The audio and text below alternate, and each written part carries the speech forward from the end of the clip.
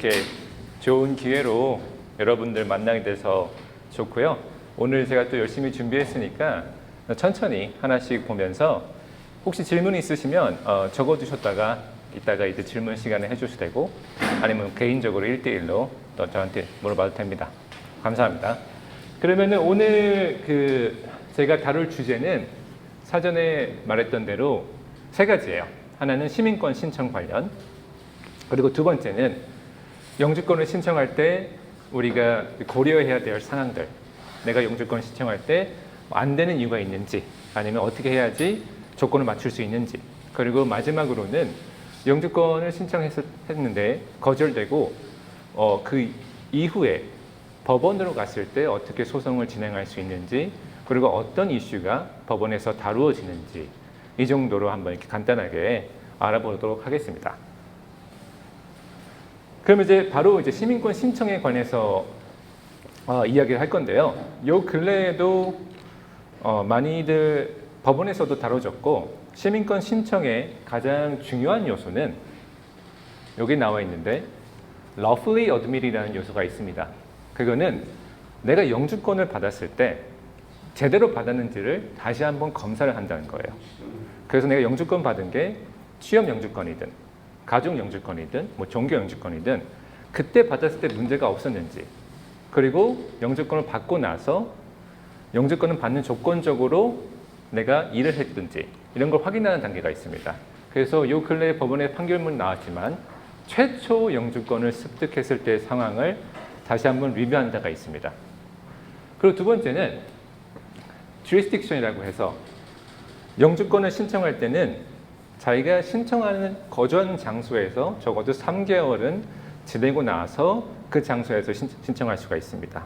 하나하나 여기 엘리멘트들은 저희가 다음 슬라이드에서 또 구체적으로 다루기 때문에 잠시만 이렇게 간단하게 이야기하고 넘어가겠습니다. 그 다음에 continuous residence, 지난 5년 시민권은 지난 5년간의 기록을 보는데요. 미국에서 지속적으로 거주하였는가. 그 다음 거는 미국에서 30개월 이상을 생활을 하였는가도 보고요. 그 다음에 도덕적인 사람일 것, 뭐 범죄나 그 외에 문제될 사항은 없는지 보고요. 그다음에 인터뷰에 가서는 인터뷰 시민권 시험이 있고요. 그 내용 안에는 시민권 신청서에 들어가 있는 내용도 있지만 우리가 잘 알고 있는 영어와 시빅스 테스트가 있습니다. 근데 혹시나 정신적으로 지체가 있거나 장애가 있는 분들은 시험을 면제해달라고 요청할 수 있는 사항도 있습니다. 그래서 이제 처음 아까 말한 lawfully admitted, 영주권을 합법적으로 취득하였는가. 보통 생각해 본다면 영주권을 취득하기 전에 본인이 어떤 신분에 있었는가를 보는 거예요.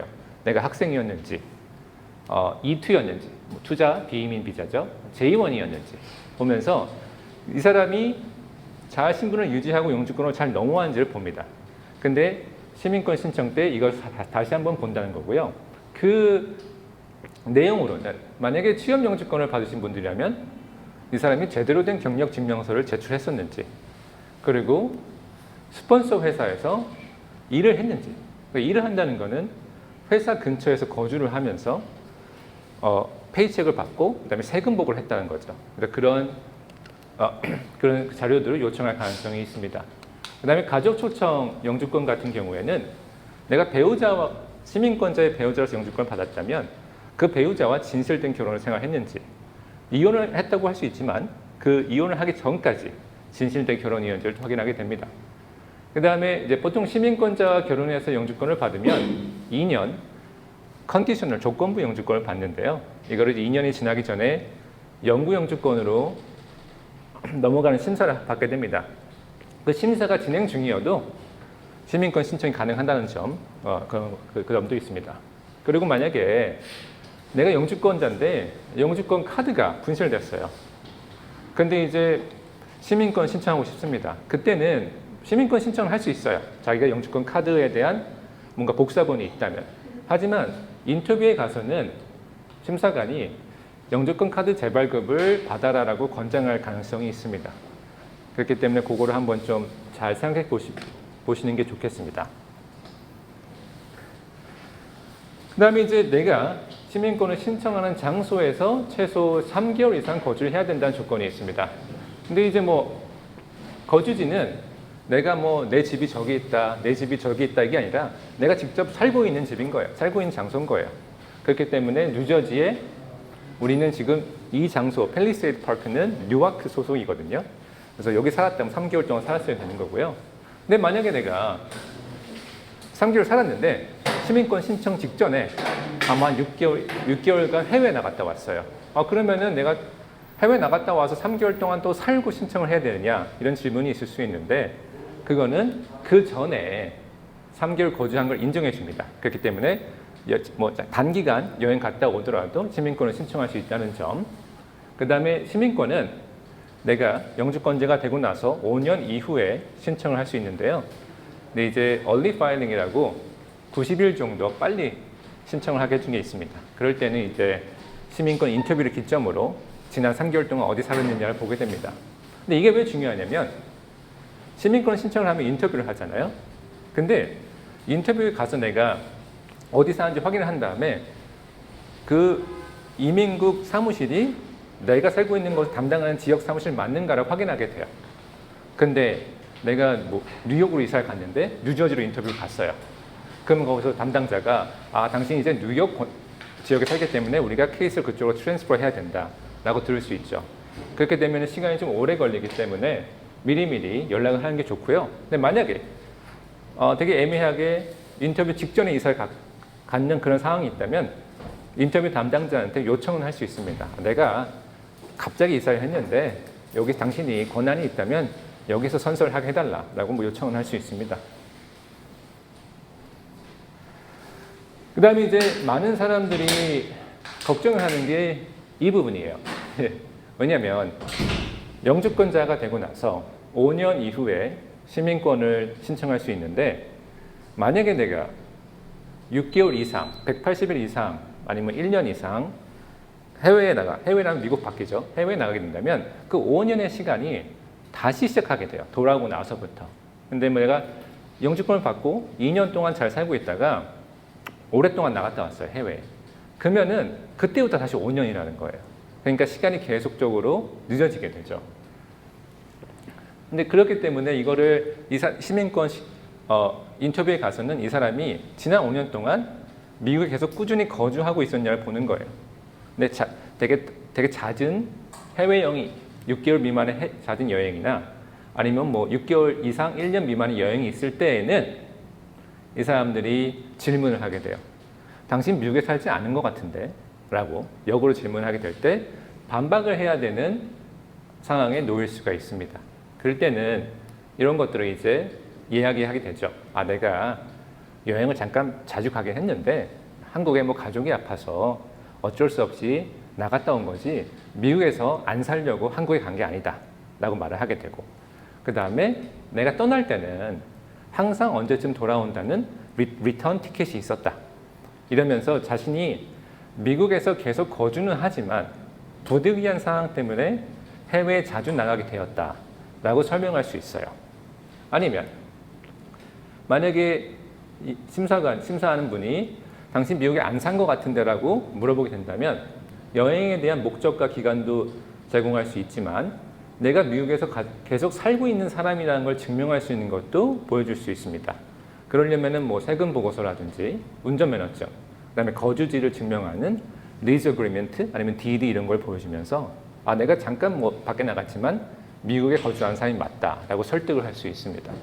근데 뭐 해외, 뭐 한국이라고 하면 뭐 자산이 있어서 나갔다든지 직장이 있어서 나갔다든지 이런 건 도움이 되지 않습니다. 그 다음에 이 Continuous Residence는 시민권을 신청할 때도 내가 지난 5년간 미국에 살았는지 보지만 시민권 취득까지도 봅니다. 그래서 무슨 말이냐면 내가 시민권을 신청하고 인터뷰 때까지 잠깐 한국에 나가 있을게요. 이런 경우가 있어요. 그러면은 인터뷰 딱 가서 사람이 물어봐요. 당신 시민권 신청하고 나서 한국에 나갔는데 뭐 한국에 사는 사람 아닙니까? 라고. 그렇기 때문에 내가 취득을 할 때까지는 미국에 사는 사람이라는 거를 입증할 수 있는 증거가 있어야 되고 미국에 사는 사람이라는 거를 보여주는 그런 행동을 해야 됩니다. 근데 만약에 내가 해외에 1년 이상 나가야 되는 일이 잡혔어요. 그럴 때는 내 지난 5년을 계속 유지하게 해달라고 미리 허락을 받을 수 있습니다. 그건 이제 N47이라는 폼이 있는데 특정한 이유가 있어야 되는 거예요. 미국에 있는 회사에서 파견을 나간다든지, 뭐 미국 정부와 관련된 일을 한다든지, 그래서 아무나 해주는 건 아니고 뭐 종교 활동을 한다든지 그런 것들은 있습니다. 그렇기 때문에 내가 1년 이후에 돌아왔어도 다시 5년을 시작하지 않고 예전에 쌓았던 기간을 계속 이어가는 거죠. 그 다음은 지난 5년간 내가 미국에서 계속 거주하는 사람을 보여줬다면 하나 더 보여줘야 되는 거는 지난 5년간 그 반의 시간을 미국에 있었어야 되는 거예요. 내 몸이. 그래서 physical presence라고 합니다. 이거는 이제 시민권 신청 직전까지 30개월을 채워야 돼요. 인터뷰까지가 아니고.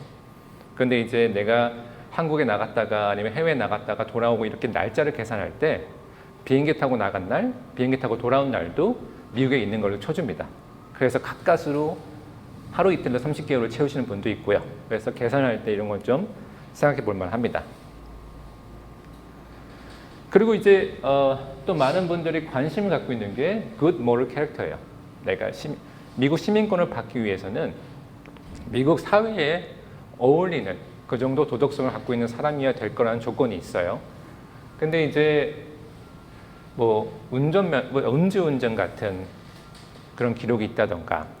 근데 여기서 집중할 거는 시민권 신청의 조건은 항상 지난 5년간을 봐요. 지난 5년간 미국에 살았는지, 지난 5년간 30개월 동안 미국에 있었는지, 지난 5년간 내가 도덕적인 사람이었는지. 근데 지난 5년 전에도 내가 영주권자로 한 10년간 살았었어요. 근데 그 영주권 받고 나서 얼마 안 돼서 여러 가지 자잘한 범죄 기록이 있어요. 그러고 나서 지난 5년간은 없었어요. 그러면 괜찮을 수 있어요. 왜냐하면 이 사람이 충분히 회복이 됐다고 보기 때문이에요. 근데 계속 꾸준히 자잘한 범죄 행위가 이어지고 있어요. 그러면 사람들이 이 사람은 그런 행동을 지속적으로 유지하는 사람이라고 해서 지난 5년 전 것도 같이 심사를 합니다. 전체적인 사람의 그 행동을 보는 거죠. 그래서 지난 5년 밖의 행동도 최근 행동과 연관지어서 평가가 될 수 있는 가능성이 있습니다. 그래서 시민권을 신청할 때는 적어도 지난 5년간에는 기록이 없는 게 좋아요. 근데 뭐 몇 가지가 있을 수는 있잖아요. 그건 괜찮습니다. 근데 몇 가지가 있는데도 그 옛날 기록이랑 뭔가 비슷한 행동이 이어졌어요. 그러면 좀 심각하게 고민을 해봐야 돼요.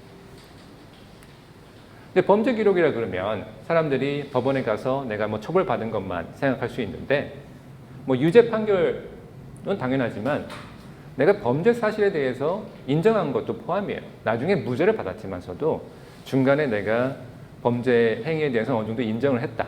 조건적으로. 그것도 이제 이 범죄 기록에 들어갑니다.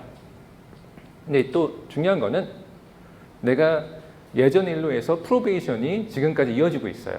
그러면 프로베이션이 있을 경우에는 시민권을 취득할 수 없습니다. 그래서 기다렸다가 신청을 하는 거고요.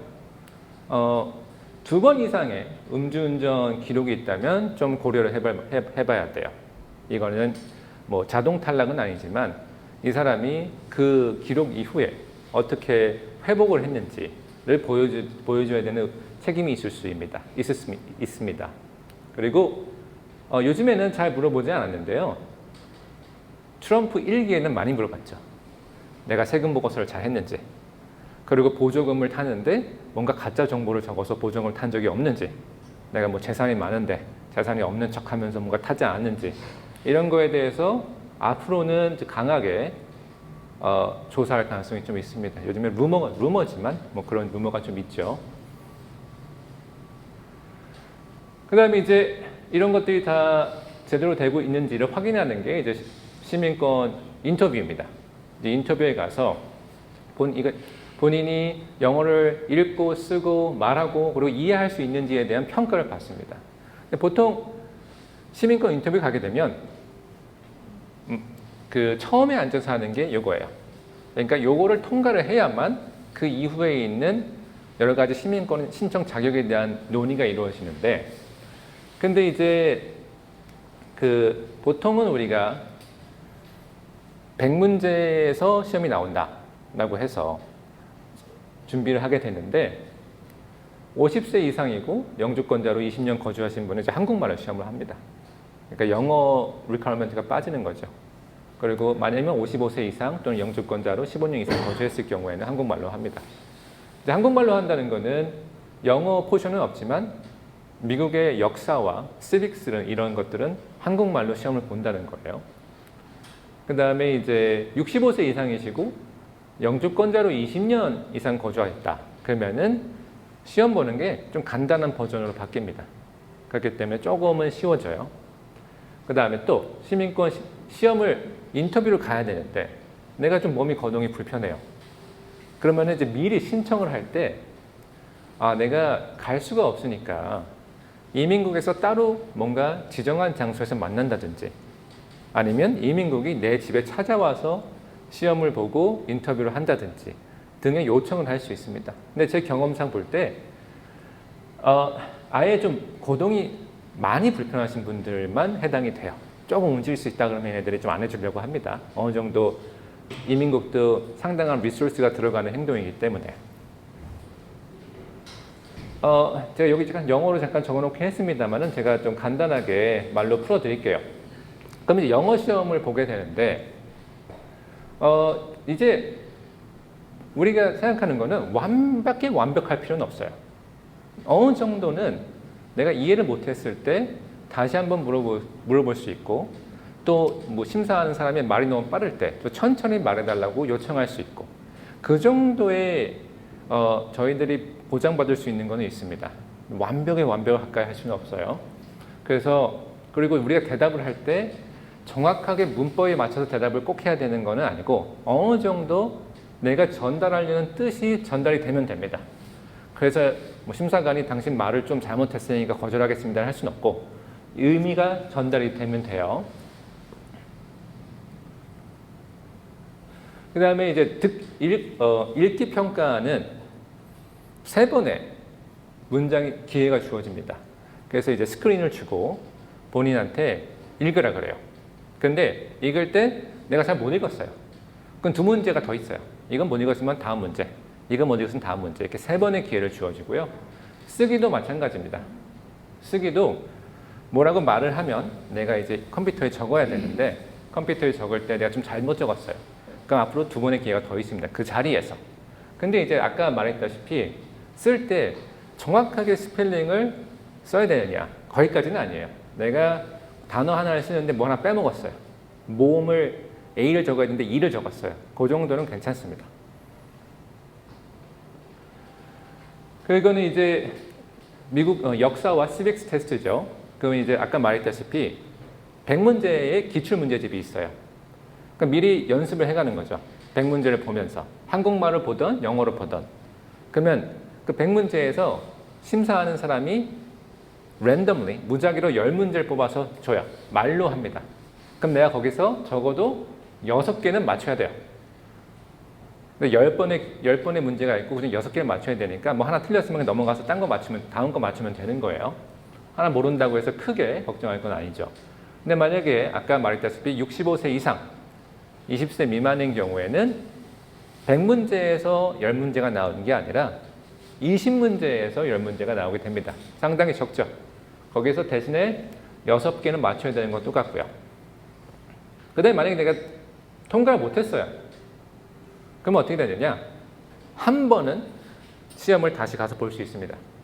근데 이제 심사관이 한 2달이나 3달 뒤에 오세요 라고 해요. 왜냐면 너무 빨리 오면 이 사람이 공부할 시간이 없으니까 의무적으로 약 2달간의 텀을 주고 인터뷰를 다시 오세요 라고 합니다. 저도 많은 경험을 했지만 손님들께서 물어보는 게 있어요. 내가 뭐 영어를 잘 못해서 내가 암기력이 좀 부족해서 혹시 내가 시험을 안 보고 시민권을 취득할 수 있나요? 라고 하는데 이민국이 상당히 안 좋아하죠. 이민국이 상당히 안 좋아하고 하지만 법에서 지정해 놓은 여러 가지 기본적인 사항을 충족을 하면 요청을 할 수 있습니다. 근데 여기서 중요한 거는 내가 뭐 영어를 못 배워서 아니면 나이가 많아서 못하겠다라는 건 안 돼요. 그거는 그냥 모든 사람이 그런 거니까 안 되고 기본적으로 여기에 적혀 있는 것처럼 발달 장애를 갖고 있어서 내가 새로운 어떤 언어를 습득하거나 새로운 지식을 습득하는데 문제가 있다. 아니면 mental impairment, 약간 정신적으로 지체가 있어서 새로운 것을 공부하거나 새로운 것을 습득하는데 문제가 있다라고 평가를 받으면은 신청할 수 있는 거예요. 이거는 이제 시민권 신청할 때 같이 내야 됩니다. 나중에 내면 좀 의심을 갖게 돼요. 근데 그럼 누구한테 가서 이 평가를 받아야 되냐? 보통 의사나 심리학자가 이 평가 진단서를 써줄 수 있습니다.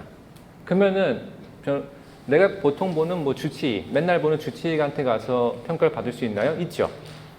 아니면 심리학사를 할 수 있고. 근데 제 경험으로는 이런 발달장애나 정신지체는 이 심리학자의 약간 좀 프로페셔널한테 가서 받는 게 좀 정확해요. 근데 그러면 이민국이 질문을 해요. 아, 당신 맨날 가서 보는 의사가 있는데 왜 굳이 다른 사람을 찾아가서 평가를 받았습니까?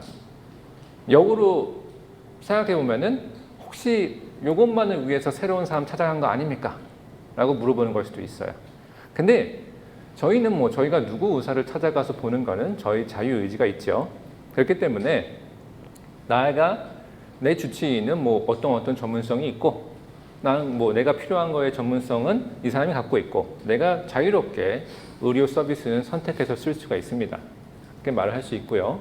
그 다음에 심리학자한테 가야만 정신 분석을 할 때 권장된 진단 방법을 사용할 수가 있어요. 우리가 학계에서 이용을 하고 있는 그걸 해야만 이민국에서 받아들일 가능성이 높습니다. 그리고 이러한 본인의 상태는 내가 뭐 직전에 갑자기 생긴 상태는 안 돼요. 12개월 최소한 12개월 동안 지속적으로 있었던 상태만 되는 겁니다. 한 가지 예로 드리면 손님이 있었는데 이 손님이 한국 말고 다른 나라에서 왔는데 그 나라가 예전부터 전쟁에 항상 휩싸였던 나라였어요. 그래서 이 손님이 어렸을 때 자라날 때 전쟁 경험이 많고 그 극도한 불안 속에서 자라면서 정신적으로 피해를 받았다고 합니다. 그래서 이제 심리학자한테 찾아가서 상담을 받았더니 이렇게 어렸을 때 큰 충격이 있는 사람은 나이가 들면서도 새로운 무언가를 습득하는데 장애가 있을 수 있다는 평가를 받았어요. 그래서 그걸 가지고 이민국한테 가서 설득을 했던 경험이 있습니다. 그렇기 때문에 이거는 아까 말했다시피 문맹이나 높은 영역만이 아니라 내가 과거에 있었던 어떤 일이라든지 아니면 내가 태어날 때부터 있었던 어떤 메디컬 컨디션이라든지 그런 걸 가지고 내가 못한다는 걸 증명을 해야 돼요. 근데 그래서 제가 증명서 이런 진단서를 잘 받았어요. 그래서 이민국에 갔어요. 이민국에 나와 있는 사람은 이제 의사가 아니죠. 그 이민국 심사하는 사람이 이 진단서가 잘 됐어요, 잘못됐어요 라고 할 수 있는 권리는 없습니다. 받아들여야 돼요. 왜냐하면 정확하게 라이센스 받은 사람이 진단한 거기 때문에. 근데 이민국 심사관이 뭔가 질문을 할 수 있어요. 우리가 영주권 받을 때 신체 검사를 합니다. I-693이라고 해서. 그런 신체 검사서에는 이 사람이 그렇게 발달장애가 있다고 안 했는데 시민권 신청할 때 와서 보니까 발달장애가 있다더라. 뭔가 앞뒤가 안 맞네? 라고 얘기는 할 수 있어요. 근데 반박을 할 수 있죠. 왜냐하면 이민 신청서에는 뭐 발달장애에 대한 그런 기록을 할 수 있는 특별한欄은 없습니다. 그리고 이민 신청서에 나오는 이유 자체가 그런 발달장애를 걸러내려는 이유도 아니고. 근데 만약에 내가 이제 와서 발달장애가 있고 정신지체가 있다고 했는데 영주권 받고 일도 하고 사회생활도 하고 잘했어요. 그러면 좀 이상하죠. 왜냐면은 이렇게 진단을 받는 사람은 뭔가 사회생활을 할 때 불편함이 있을 수 있다는 게 이민 심사관의 생각인 거예요. 근데 생활은 꾸준히 잘하고 있다가 이제 와서 뭔가가 안 된다고 하니 의심을 받을 수도 있겠죠. 그래서 이런 것들은 정확하게 뭐 담당 의사나 심리학자에 가야 되는 것도 맞지만 전체적으로 리뷰를 하고 준비하시는 게 좋습니다. 그래서 지금 지금까지 이제 시민권 신청에 대해서 간략하게 알아봤는데요. 제가 다른 토픽으로 넘어가기 전에 간단하게 다시 한 번만 살짝 짚도록 하겠습니다.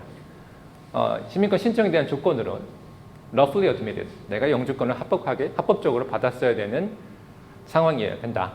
그 다음에 내가 신청하는 장소에서 최소 3개월간 거주를 해야 된다. 내가 어디 이사 갈 상황이 있으면은 이사 가서 하는 게 좋습니다.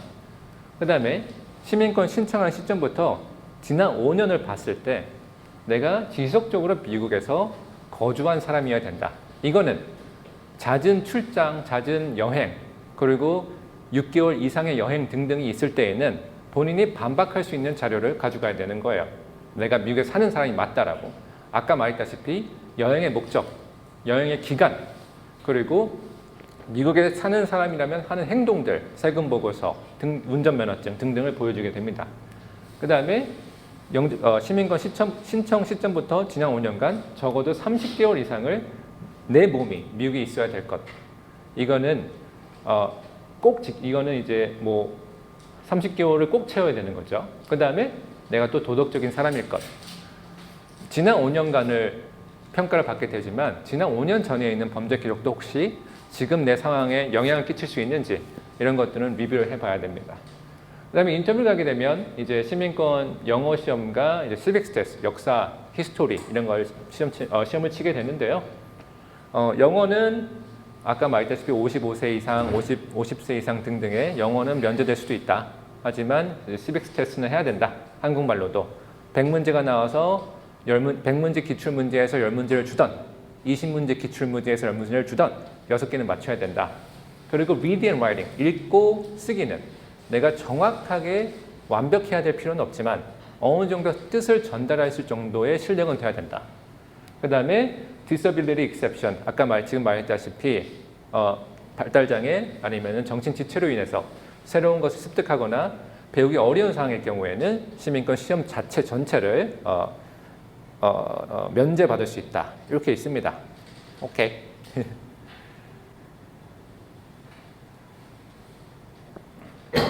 그리고 그럼 이제 영주권 신청으로 넘어갈게요. 영주권 신청에는 영주권 신청할 수 있는 자격이 있고, 그 다음에 영주권을 심사받을 때 영주권을 취득할 수 있는 요건이 있습니다. 그러면 이제 영주권 신청할 수 있는 자격이 뭐냐면 누군가 나를 초청을 해줘야 돼요. 가족이 초청을 해주던, 회사가 초청을 해주던, 내가 스스로 투자를 하던, 아니면 종교단체를 통한 영주권을 신청을 하던. 근데 이 초청서는 뭐 몇 개가 있을 수 있어요. 내가 회사가 뭐 2개의 회사가 해줄 수도 있고, 내가 회사를 통해서 하고 있는데 가족이 또 초청을 해줄 수도 있고. 근데 만약에 내가 한 가지의 초청서를 가지고 영주권을 신청을 했는데 하다 보니까 너무 길어져요. 근데 다른 사람이 해준 게 지금 영주권을 또 할 수가 있네 라는 상황이 올 수가 있어요. 그럼 이제 옮겨 탈 수가 있습니다. 본인이 직접적으로 유지하던 거라 해서 새로운 걸로. 근데 중요한 거는 이렇게 초청서에서 초청서로 옮겨갈 때는 내가 처음에 신청한 자격을 꾸준히 유지하는 게 좋아요. 뭐냐면 내가 처음에 가족 초청으로 했다가 뭐 취업으로 옮겨간다. 아니면 취업으로 했다가 가족으로 간다 했을 때 내가 취업 초청으로 먼저 영주권을 신청했으니까 그 회사에서 일할 내 의지를 계속 유지하고 있다가 가족 초청을 넘어가는 겁니다. 만약에 내가 취업을 받았는데 취업 초청을 해서 영주권을 하는데 나 일하기 싫어서 그냥 가족 초청으로 갈래요. 이러면 안 되는 거예요. 나는 언제까지 계속 그 영주권 신청에 대한 목적을 하겠다는 것을 유지하고 있다가 새로운 초청서로 넘어갈 수 있다는 점입니다. 가끔씩 맞아들이는 경우가 있죠. 누군가 나이가 있으신 분이 가족이 나를 초청을 했어요. 나이가 있으신 어르신이 성인 자녀를 초청을 했어요. 근데 돌아가셨어요. 그러면은 내가 초청한 거를 이 사람한테 어떻게 혜택을 줄 수 없는지 유지할 수 있는 조건이 몇 가지가 있죠. 만약에 내가 내가 누구를 초청했어요. 그 사람이 영주권을 신청을 했는데 내가 어쩌다 보니까 사망에 이르게 되었을 때 그럼 영주권을 신청한 거는 유지가 되느냐? 여기 이제 법적 조항이 있는데 여러 가지 조건이 있겠지만 이게 좀 복잡한 거라서 자세히 말은 안 하겠지만 유지할 수 있는 혜택을 받을 수 있는 조건이 있습니다. 그래서 나이 드신 분이 돌아가셨거나 그럼 영주권이 바로 내가 포기되는 거냐 뭐 이해할 수 있는 것도 있죠. 그 다음에 또 humanitarian reinstatement라고 해서 내가 누군가를 초청해서 허락을 받았는데 내가 사망에 이르게 됐어요. 그럼 초청자가 돌아가신 상황에서 그 초청서 전체가 이제는 효력을 발휘할 수 없게 됩니다. 그때 어떤 다른 가족이 대신해서 와서 돌아가신 사람의 대신으로 그 초청서를 다시 부활시키는 방법이 있어요. 그러니까 만약에 집안의 큰 아버지가 아들을 초청을 했는데 둘째 아들을 초청했는데 아버지가 돌아가셨어요. 그러면은 첫째 아들이 내가 돌아가신 아버지를 대신해서 이 초청서를 다시 부활, 한국말로는 부활이지만 제가 한국말이 좀 서툴기 때문에 다른 좋은 말이 있긴 하겠지만 부활시킬 수 있는 방법이 있습니다. 그다음에 아까 말했던 요거랑 이제 그런 것들의 조건은 미국 이 영주권을 신청하는 사람이 미국 밖에 있느냐 아니면 미국 안에 있느냐에 따라서 어떤 조항을 사용해서 이 영주권을 계속 유지하면서 신청할 수 있는가는 이제 좀 달라지게 되지만 혹시 그런 사항이 있다면 어떠한 한정적인 조건을 사항에서는 이제 신청할 수 계속 유지할 수 있다는 게 있습니다. 그 다음에 이제 영주권을 신청할 때는 여러 가지 가장 중요한 것 중에 여기 두 가지가 적혀 있는데 첫 번째는 미국 안에서 영주권을 신청하는 겁니다. 이거는. 근데 미국에 합법적으로 입국을 했어야 됐어요. 보통 이제 공항에서 입국한다 그러면 합법적인 거죠. 내가 이제 공항에 도착해서 심사한 사람한테 내 스스로를 심사의 인스펙션에 보내놓고 허락을 받고 이제 들어온다. 이게 inspected and admitted이라는 조건인데요. 근데 여기 약간 좀 특이한 관념이 있어요. 이 inspected and admitted는 그냥 법적으로 내가 내 스스로를 인스펙션에 보내고 그 다음에 거기에 있는 심사관이 들어가세요 해서 들어가는 거예요. 근데 만약에 내가 다른 사람 여권을 썼어요. 근데 다른 사람 여권을 썼더라도 내 몸은 지나간 거잖아요. 그렇기 때문에 다른 사람 여권을 사용했더라도 법적인 입국은 충족한 걸로 봅니다. 내가 입국한 건 맞아요. 근데 문제가 있죠. 허위 서류를 사용했다는 것. 그렇게 해서 이 사람은 입국은 했지만 허위 서류 사용에 대한 나중에 사면을 받을 필요가 있어요. 그래서 혹시나 그런 예전에 제 경험으로는 어떤 분이 다른 사람의 영주권을 갖고 입국을 했어요.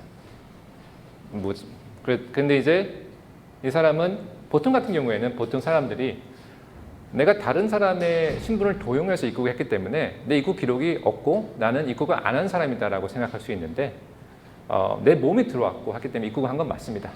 대신에 이제 다른 사람의 서류를 도용했다는 것에 대한 그 허위 서류에 대한 사면을 요청할 필요가 있죠. 그 다음에 이제 포롤이라고 요즘에 상당히 많이 들어보셨을 거예요. 입국을 약간 불법적으로 입국을 한 사람들이 새로 입국 기록을 받는 방법입니다. 근데 이제 많이들 사용되는 게 다카에 있는 분들이죠. 다카에 있는 분들이 입국 기록이 없는데 다카에 지금 신분을 받고 있고 그래서 이제 해외에 나갔다 들어오는 허락을 받아서 해외여행을 함으로써 인해서 입국 도장을 받는 그런 여행을 통한 포롤이 있고요. 그 다음에 이제 군인 가족, 내 자녀가 미국의 군인으로 복무한 적이 있거나 복무를 하고 있다.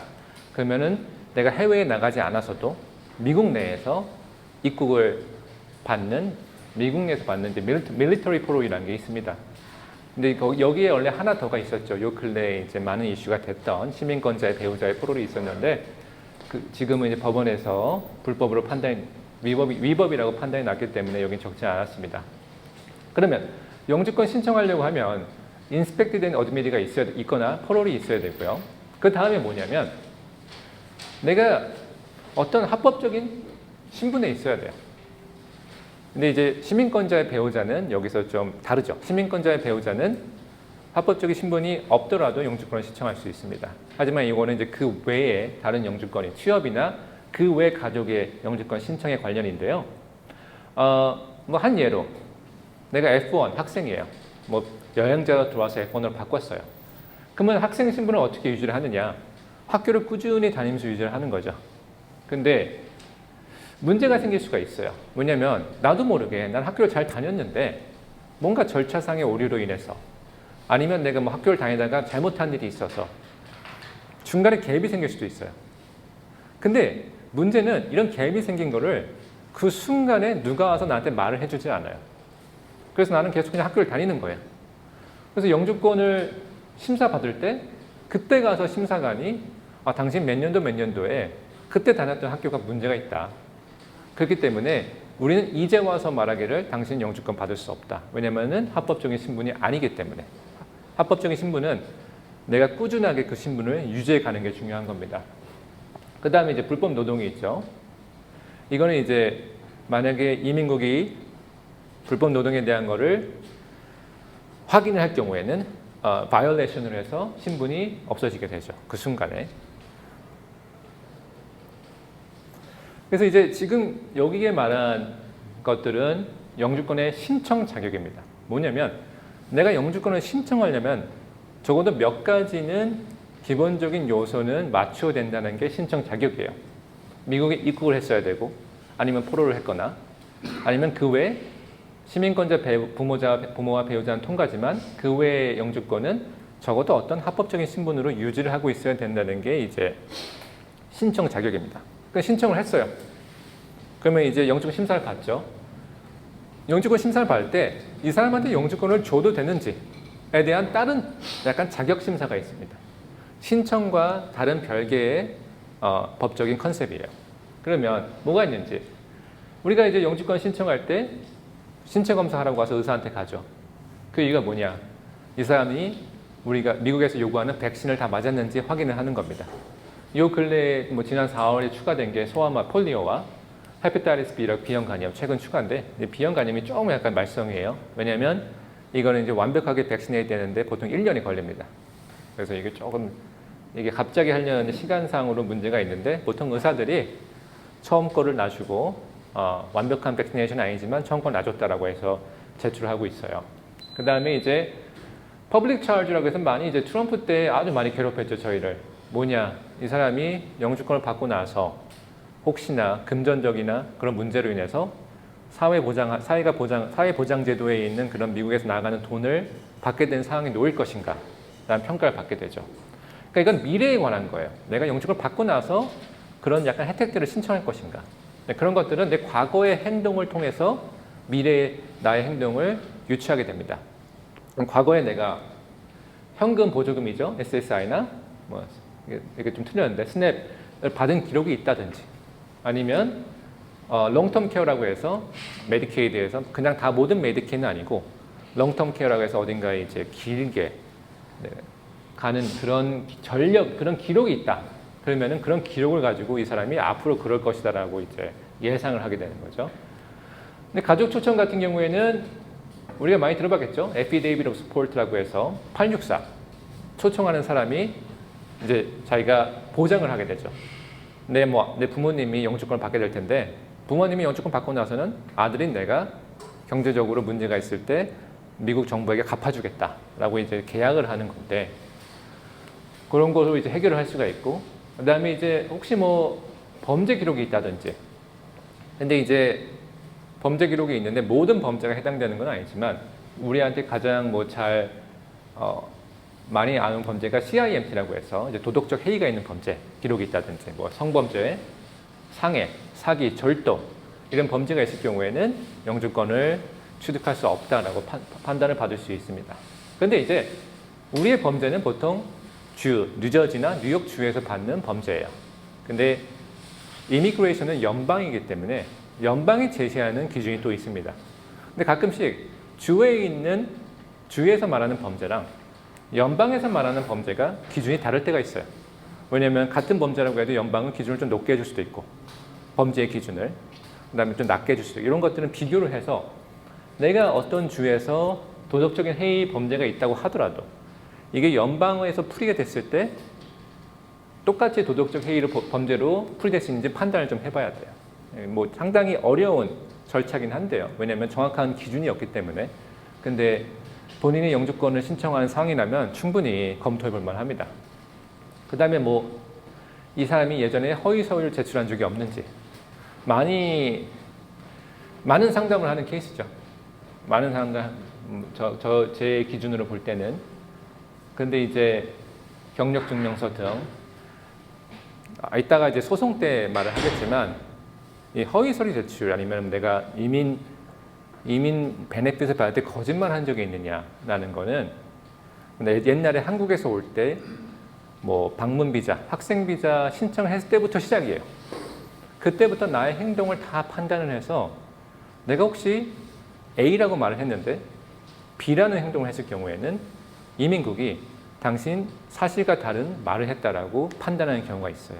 참 어렵죠. 왜냐면 그때 내가 그냥 그 말을 한 게 이제 와서 20년 전에 30년에 그 말 이제 와서 나한테 허위 사실이라고 좀 나한테 주는 것이 좀 어려울 수는 있으나 그런 위험성이 있는 그 요소입니다. 웨이버 사면이 가능하죠. 허위 사실 제출했다고 내가 판단을 받게 되더라도 시민권자나 영주권자의 부모님, 배우자가 있다면 사면 요청할 수 있는데요. 근데 사면 같은 경우에는 사면이라는 말이 맞는 말인지 모르겠지만 웨이버를 요청할 수 있는데 보통 내가 미국에서 영주권을 취득하지 못해서 살 수 없을 때 남겨져 있는 시민권자, 영주권자 부모님이나 배우자가 아주 곤란하게 힘든 상황이 있을 거다라고 설득을 하게 되죠. 남아있는 가족이 너무나 힘들기 때문에 내 예전에 있던 잘못을 용서해달라라고 이제 신청하게 되는 겁니다. 그렇기 때문에 그 가족이 얼마나 이 신청자한테 의지를 하고 있는지를 보여주면서 이 신청자가 미국에 있어야 되는 이유를 강력하게 주장해야 되죠. 그 다음에 이제 unlawful presence라고 해서 보통 이제 미국에 와서 신분을 유지를 해야 되는데 못했어요. 그러고 나서 6개월이 지나고 1년이 지나고 이럴 경우에는 내가 그러고 나서 한국에 다시 나가잖아요. 그러면은 우리가 보통 많이 들어봤지만 3년 입국 금지, 10년 입국 금지 이런 게 걸려요. 근데 그거는 내 몸이 미국에 밖을 나갔을 때만 걸리는 겁니다. 그래서 만약에 예를 들면 내가 방문 비자로 잠깐 왔어요. 그러다가 한 6개월만 있어야 되는데 한 2년 있다가 나갔어요. 그러다가 또 어떻게 하다가 또 다시 왔는데 다시 들어왔어요. 내가 방문 비자로. 영주권을 이제 이후에 신청하려고 그러는데 예전에 오버스테이 한 게 기록이 있기 때문에 앞으로 10년 동안은 영주권을 신청 못한다. 이렇게 이제 영주권을 취득하는데 방해 요소가 되는 거죠. 근데 이제 이런 것들은 요즘에 좀 약간 바이든 때 많이 아니면 이렇게 판례를 인용해서 이 10년은 한국에서 꼭 보내야 되는 건 아닙니다. 내 몸이 어디 있든 말든 내가 마지막으로 나가고 나서부터 10년 동안 영주권을 못 받는 거기 때문에 어떻게 미국에 다시 들어와도 10년이 지나면은 신청할 수 있다는 거예요. 그다음에 이제 마지막으로 이제 unlawful presence provisional waiver라고 해서 아까 말했듯이 입국 기록이 없다던가 아니면 내가 미국에 들어왔는데 신분을 유지하지 못했다던가 이럴 때 또 이제 사면 웨이버를 요청하는 게 있어요. 같은 맥락입니다. 웨이버는 이제 항상 내 주위에 있는 가족이 내가 없으면 힘들 거라는 거를 강조를 해서 내가 여기 들어와서 신분 유지를 못했지만 누군가 나를 초청해주고 있고 내가 영주권을 이건 빼면 다 받을 수 있는데 라고 해서 신청을 하게 되고 당신이 이민국이 내 신분을 유지하지 못한 것만 사면을 해준다면 내가 영주권을 받을 수 있다라는 조건으로 신청하게 됩니다. 그래서 두 가지 우선 알아봤는데요. 중요한 컨셉은 그렇게 생각하셔야 돼요. 영주권을 신청할 때 내가 신청할 수 있는 자격이 있는가를 검토를 해야 되고 자격이 있어 신청을 했다면 내가 못 받을 수 있는 이유가 혹시 이런 데 하나 있지 않나 나도 검토를 해야 되는 겁니다.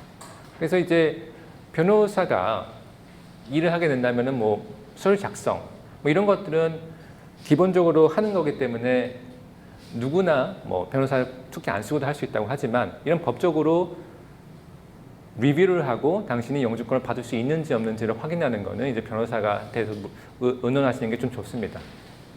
그래서 이제 다음으로 넘어갈 건데 제가 여기에는 이제 표는 없지만 이제 소송에 대해서 말을 하려고 해요. 그래서 영주권을 만약에 내가 거절을 받았어요. 그 이유가 보통 소송이 가능한 이유는 여기 두 가지만 가능합니다. 영주권 신청 자격에 문제가 있었던지 아니면 영주권을 받으면 안 되는 이런 취득 허용 요건에 문제가 있었던 이 두 가지가 내가 이의사항이 있다. 이민국이 나한테 허위 서류를 제출했다고 판단을 내렸어요. 그래서 당신이 영주권 신청 못한다. 이랬을 때 내가 봤는데 난 그런 적이 없는데 아니면 너무 과도한 해석인데 그랬을 때 소송을 할 수 있는 겁니다. 근데 중요한 거는 여러분도 좀 들어봤겠지만 이민국에서 일단 거절을 하면은 다시 이민국에 가는 방법도 있어요. 뭐냐? 내가 거절당했을 때 292B라고 해서 재심사를 요청하는 경우가 있어요. 근데 이제 소송과 재심사는 다릅니다. 재심사는 나한테 결정을 내려준 심사를 한 사람한테 다시 서류를 보내서 당신이 좀 놓치고 있는 부분이 있다 라고 해서 설득을 하는 거예요. 근데 우리가 살면서 느꼈지만 한 가지 우리가 판단을 하고 누군가 나한테 설득을 해서 그 판단을 바꾸는 게 좀 쉽지는 않죠. 그렇기 때문에 시간도 오래 걸리고 그렇기 때문에 변호사들이 보고 정말 뭔가 크게 잘못돼서 이 사람이 심사관이 뭔가 판단을 잘못한 경우에는 재심사를 요청할 수 있어요. 그런데 많은 경우에는 대부분의 경우에는 이 재심사가 처음에 나왔던 결정으로 유지된 경우가 많습니다. 그러면은 차라리 우리가 소송을 하겠다. 소송은 이제 법원으로 가는 거예요. 근데 법원은 무슨 차이가 있냐라고 볼 수가 있어요. 근데 이제 일단 법원에 가게 되면은 우리는 사는 곳이 뉴저지면은 뉴저지 지역 법원에 가게 되는데 이민국을 상대로 이제 행정소송을 하는 겁니다. 행정소송이라는 건 뭐냐면 행정법에 만약에 이민국 아니 행정부 아니 행정부의 어떤 부서가 일을 하는 데 있어서 법을 따르지 않고 일을 했다라든지 아니면 뭔가 잘못된 일을 했다고 해서 그걸 가지고 소송을 하는 게 행정소송입니다. 그래서 이민 영주권 심사에는 우리가 영주권 심사할 때에 이민국이 보는 정책, 자기들의 스스로의 이런 가이드라인도 있고 그 다음에 법률도 있고 법도 있어요. 이런 걸 다 봤을 때 난 내가 영주권을 받을 수 있는 자격이 있는 것 같은데 이민국은 법적 해석을 했을 때 다른 결론을 내었다. 그러면 나는 그 결론이 잘못됐다라고 이제 소송을 하는 거예요. 근데 그 소송을 할 때 있어서 이 소송서를 제출하고 나면 상대방은 누구냐인 거예요. 내가 소송을 한 상대방. 그러면 이제 미국 정부죠. 미국 정부가 상대방입니다. 소송에. 그러니까 정부에는 검찰이 정부를 대신해서 반박을 하죠. 그러면 이제 저와 변호사와 그 미국 US 어터니 검사라고 하죠. 검사가 이제 얘기를 하게 됩니다. 그럼 이 상황에서 좀 좋은 우리한테 이득이 되는 상황이 뭐냐면 우리는 이민국하고 1대1로 말을 하는 게 아니에요. 누군가 제3자를 끼워서 미국의 연방 검사가 들어와서 잘 보세요. 우리가 이민국한테 이런 결정을 받았는데 내가 보기에는 그 결정이 법적으로 말이 안 됩니다. 라고 제3자한테 통하는 거예요. 그러면 우리 1대1로 일을 뭔가 누군가 설득을 하다가 누가 한 명이 더 끼면 뭔가 좀 조심하게 되잖아요. 저 사람은 나를 어떻게 생각하나? 내가 정말로 일을 한 게 맞나? 그런 압박감을 주는 게 이제 소송입니다. 그리고 그럼 이제 연방 검사 분들은 일이 엄청 많아요. 그래서 이 소송장을 딱 받고 이걸 보고 화가 나는 경우도 있어요. 아니 왜 내가 이거 해야 돼? 바빠 죽겠는데. 그러니까 그러면은 이제 그걸 가지고 연방 검사들은 이민국 변호사한테 연락을 해요. 내가 소송장을 받았는데 당신이 좀 해결을 해라. 난 이걸 할 지금 시간이 없다. 그럼 이민국 변호사가 담당 이민 그 심사관한테 연락을 하죠. 그래서 다시 좀 봐라. 여기 우리가 누가 왔다. 그러면은 이 상황에서 재심사를 하는 게 앞서 말한 그냥 재심사 요청하는 것보다 좀 더 뭔가 압박감이 있고 제대로 된 결론을 받을 수 있다는 거예요.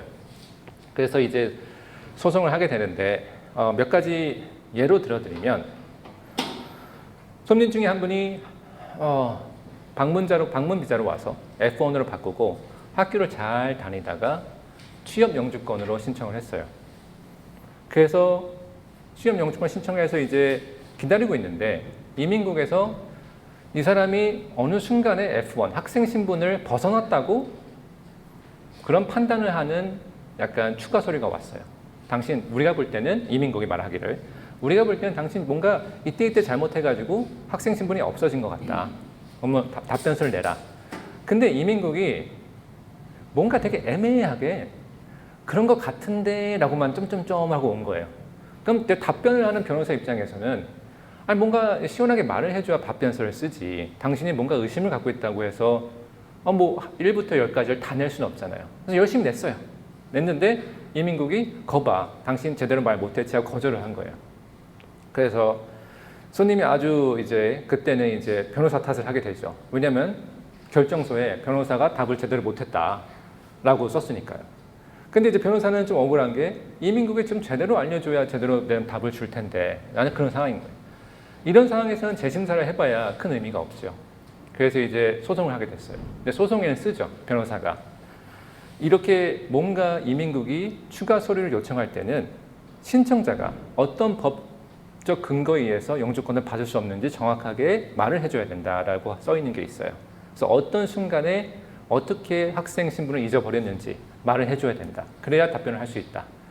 라고 썼더니 이제 되게 강력하게 썼죠. 왜냐하면 변호사도 기분이 나빴으니까. 그랬더니 아마 소송이 되고 나서 약 한 2주 안에 승인서가 날아왔어요. 그러니까 이민국도 소송장을 보고 별로 우리가 싸워서 득볼 게 없다 라고 해서 스스로 이제 다른 판단을 내린 거죠.